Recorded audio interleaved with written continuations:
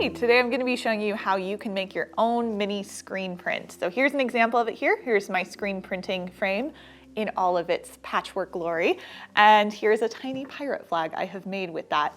Screen printing is an old form of mass producing t-shirts or other designs and stuff like that. Basically, once you create the frame, I can mass produce a bunch of these little tiny pirate flags if I want to, or whatever design you decide you want to go with. So let's go ahead and get started and talk about what kind of supplies you're going to need to do this craft. So to make your own mini screen printing, what you're first going to need is a hot glue gun, 4 popsicle sticks, some kind of very close-knit fabric like this for your screen printing. This is actually officially a screen printing fabric, but I've seen some people, they use old nylon from tights and stuff like that. That can work just fine too. It just needs to be very, very fine. You're also going to want some duct tape, some scissors, some scratch paper, a pencil, a white glue like Mod Podge where it is basically waterproofing after the fact. Don't use like Elmer's school glue or anything like that. That is not going to work for this activity. Also want a paintbrush, a library card. Now it doesn't have to be a library card. It can be any other kind of card, but we know library cards are the superior cards. And you're going to need some kind of screen printing ink. If you're doing this on fabric, make sure it is for fabric. Otherwise, it's not going to stay on, especially if you're doing a garment that you know you're going to want to wash. You're going to need some kind of fabric. Make sure you check the directions on your screen printing fabric ink to make sure it is appropriate for the type of fabric you are using. Always, always, always follow the directions on your bottle. No matter what I say in this video, follow your directions on your ink. And then if you're going to be doing a garment, like I said, you're going to need an iron and some kind of parchment paper or brown paper for the heat setting process. We'll get to that at the very end, so don't panic about that bit yet. All right, so let's go ahead and get started making our frame. All right, so if you've got your hot glue and your popsicle sticks, what you're gonna do is just go ahead and glue it into a frame like this. I recommend using jumbo craft sticks just because you want the width that you can find on these. If you don't have these and you have an embroidery hoop, that works great too. I just don't have an embroidery hoop, so I'm making do with what I've got. So after you have glued your frame, then we are going to have to stretch our fabric over our frame. So this fabric is not very stretchy, but I need to make sure that after I finish attaching it to this frame, it's very nice and tight so that I don't get weird bubbles or wrinkles in my design when I go to put my ink on. So the best way that I've found for popsicle sticks is actually starting out with duct tape. This is more of a temporary thing to just get it stretched over the frame. It's not really a good long-term solution. But again, we're just doing this for fun. We're not trying to mass produce t-shirts to sell or anything, so. Okay.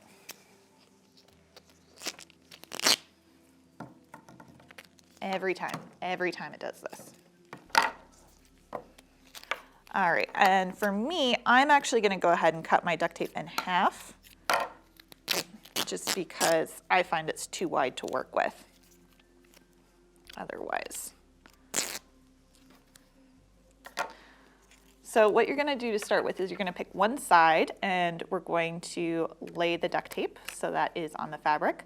You want your fabric to be approximately the same size as your frame. You don't want a ton of overlap, but you don't want it to be really, really small unless you have a really stretchy fabric like those tights I was talking about. And what I'm gonna do is, as you can see, I have some of the duct tape is attached to the fabric, but not all of it. We've got a little bit of overlap.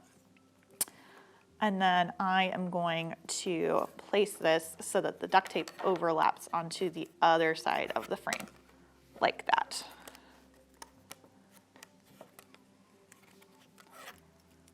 Okay, and then my recommendation, but you should experiment and figure out what works best for you, is to move on to another side, not the one directly opposite. So again, we're just gonna make sure this lays down nice and flat on the fabric. And what I would actually recommend is try and leave a space as you're duct taping this on where there's some popsicle sticks still exposed. I'll explain why we're gonna do that later on. And this is honestly the trickiest bit, You might have to try this a few times. It is okay. This is why there are professional screen printers who do this for a living. We're not going to get the kind of quality they get. That is okay. This is just for fun.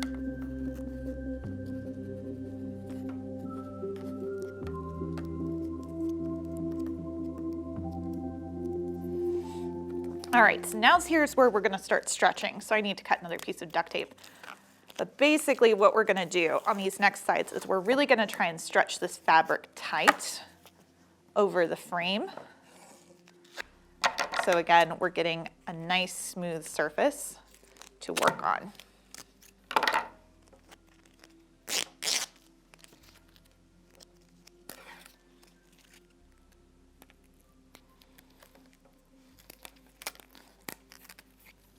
So as you can see, the duct tape doesn't stick super well to the fabric, and that is why we're going to do another way to secure this as well. We're not just doing the duct tape. You can if you're going to be doing this right away, but I don't recommend it if you know you're going to be wanting to use this later again. If at first you don't succeed, try again. All right, let's try the other side maybe first. See if that goes any better. And we're going to stretch as far as we can and then try and keep it tight as we tape it down. Okay, so as you can see, because we still haven't got that other side done, it's not quite tight yet.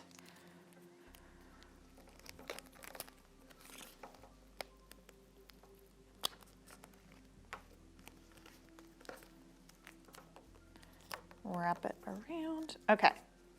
So as you can see, it's not perfect, but it's good enough for what we're doing today. So if I had more time and more inclination, I would try and make that tighter. I could have also ironed this to get some of the wrinkles out if I were really being persnickety about it. But today we're just going at this for fun.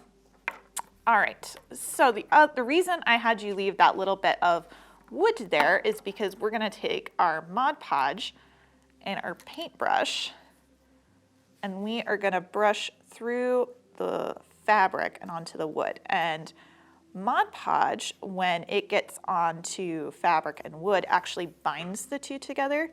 So this is good at securing your fabric for longer term.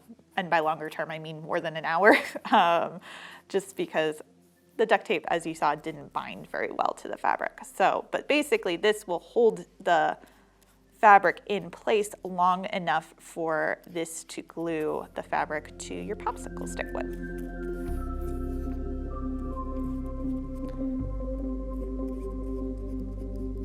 Okay, so we're gonna leave that to dry. And while that's drying, what I'll have you do is go ahead and take your pencil here and your scrap paper, and you're gonna draw a design, whatever you want. You just wanna make sure that it fits inside of your frame. Otherwise, it's just not gonna work. So for my part, I already went ahead and sketched up a design. I found a design of a skull and crossbones I liked online, and so I kind of adapted that a little bit.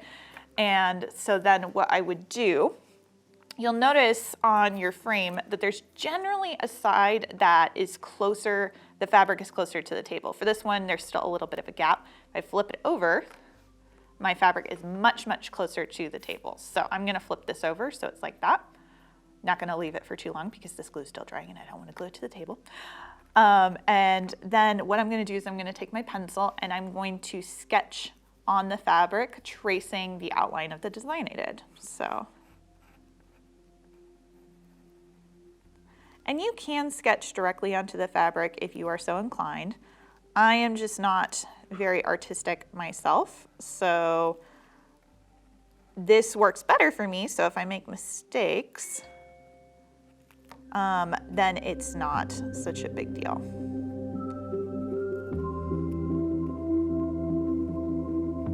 And it lets me play around with like dimensions and all that good stuff.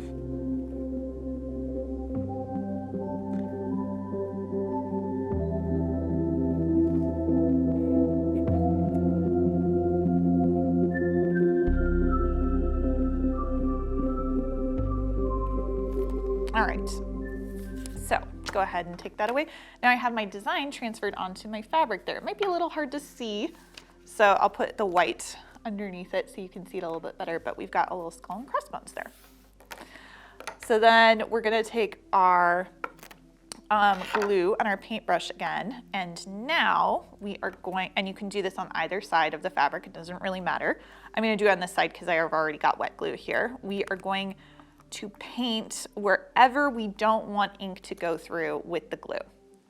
And so what I mean by that is for instance, for me, I want to have the black ink go through the skull and the skull and crossbones, but not the nose and the eye sockets. So I'm going to paint where I don't want the ink to go, which in this case is the eye sockets and the nose. I'm going to paint with my Mod Podge there. You don't have to get it really thick, but you do want it to be thick enough that it's going, when it dries, there are no gaps left on the fabric. So again, this is why we want this really fine screen, is so then we can do stuff like this with the glue where it's going to cover it up. And again, remember, this is not gonna work with Elmer's because Elmer's just washes right off. We need something that's going to be water resistant at the very least, if not waterproof. All right. And I also know I don't want all of this space around the skull to have ink coming through. I just want the skull. So I need to paint around the skull as well. And I want to paint a good way around it because when I go scraping with my ink, I'm not going to be perfectly able to just put the ink where the skull is. So I think for me, I'm going to want to do at least an inch around.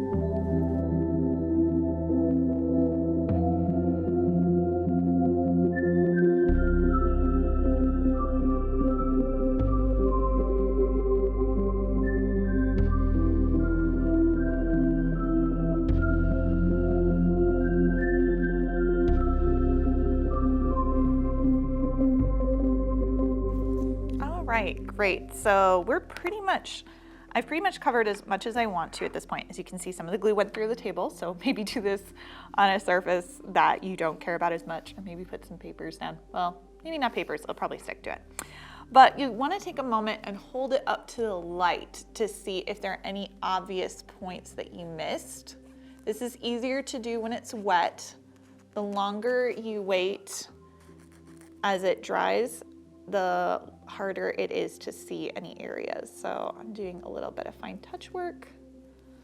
Also, if you find that you've made a mistake and you want to fix anything, before this dries, you can actually use a little water and fix this right now. But once it dries, it's dried. So, all right, great. So now you need to let this dry completely before you do anything with this. Drying times are gonna vary depending upon how much glue you globbed on there.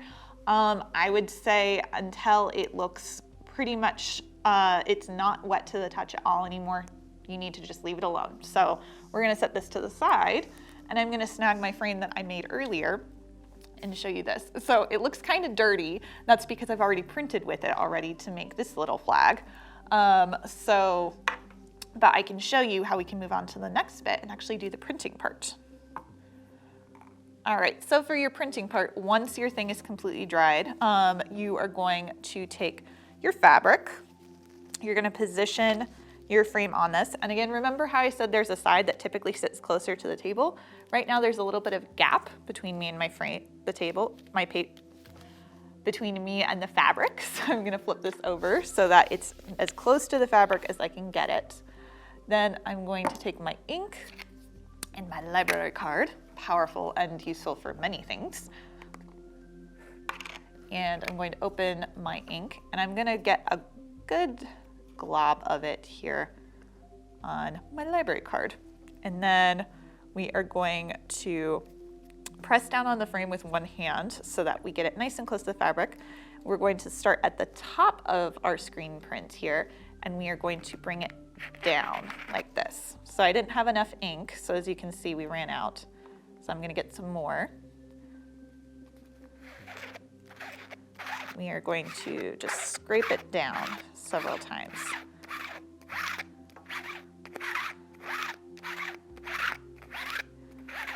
Okay, I believe I got enough ink, and this is something that you'll figure out with practice. Go ahead and set your scraper to the side and gently lift this up and away from the fabric. You might have to put a finger on the fabric to bring it up. But okay, so that wasn't a perfect printing, but it came out pretty good overall. I'm happy with it. His eye sockets are different sizes, but you know what?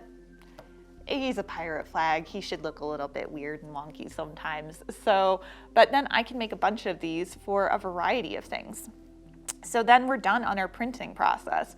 So the next question is, okay, well, Andrea, what if I'm making a t-shirt and I want to wash this? Well, right now, all of this ink is basically totally washable. This is, which is really nice. If you've made a mess with this ink, don't worry. Most of these inks, you can just get some soap and water and you're in business, which is good because I did get some on the table there. Case in point, maybe put something underneath it, especially if you're doing t-shirts. So if you've got a t-shirt, what you're going to want to do is, again, follow the directions for your particular ink. But generally speaking, heat setting for fabric inks, you need to let the ink sit and cure. It's known as curing for a couple of days usually. And then what you're going to do is get your fabric out. And so this is my demo one that I made before on a t-shirt, but it's too little to be a good t-shirt design. And then I am going to get my paper here and put this on top, parchment paper, something like that, to protect it from direct heat from the iron. You're gonna set your iron on the highest heat possible for this fabric. So make sure you check your fabric directions, and then you are going to just press and continuously move this for at least 2 minutes, possibly longer, again, depending on your directions. But continuously moving this for however long it says to do it. I'm not gonna make you sit here for 3 to 5 minutes, but you get the idea. Go ahead and lift that off. Carefully lift your paper off. And now when you go to wash this in the washing machine, your design will still be there. Hooray, that's what we want. So, but yeah. So that is how you go about making your own mini screen prints. I love these tiny little pirate flags. I might have to throw myself a pirate birthday party just to have an excuse to use these. But thank you so much for joining us. Be sure to go to mesacountylibraries.org to find more videos about other cool crafting things you can do, or if you want to learn more about screen printing or the history of screen printing, be sure to check out our website for more books and materials about that. Thanks so much for joining us and have a great day.